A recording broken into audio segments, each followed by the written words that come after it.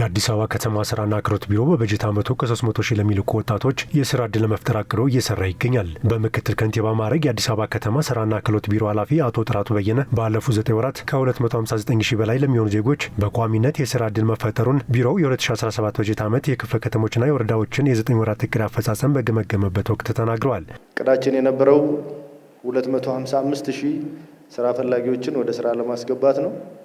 259,710 የሚሆን ወይም 101% የሚሆን እቅድ አሳክተናል። ከእቅዳችን በላይ ተሳክቷል። እቅዳችን 35% በማደራጀት ብለናል። 65% በቅጥር ነው ቢሆን ብለን ያቀድነው፣ ግን ከዛ በላይ ወደ 48% የሚሆነው በማደራጀት ነው። 52% የሚሆነው በቅጥር ነው። ይሄም ከእቅድ አንጻር ስናየው የተሳካ ነው። ለወጣቶቹ የስራ ዕድል የተፈጠረውን በግብርና፣ በማኑፋክቸሪንግ፣ በአገልግሎትና በሌሎች ዘርፎች እንደሆነም ተጠቅሰዋል። ስኬታችንን በዜጎች ህይወት መቀየር መለካት ይገባናል ያሉት አቶ ጥራቱ በቀሪ ወራት አብልጠን በመስራት የዜጎችን ተጠቃሚነት ማረጋገጥ ይገባናል ብለዋል። ግልጽ ተልኳችን ስራ የሚፈልጉ ስራ ለመቀጠር የሚፈልጉ ዜጎችን የስራ አማራጮች ፈልገን ገቢ የሌላቸውን ዜጎች ገቢ እንዲያገኙ ማድረግ ነው።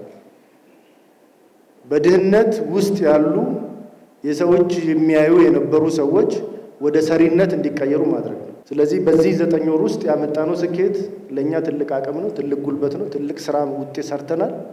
ግን የሚያረካን አይደለም፣ የሚያስተኛን ውጤት አይደለም።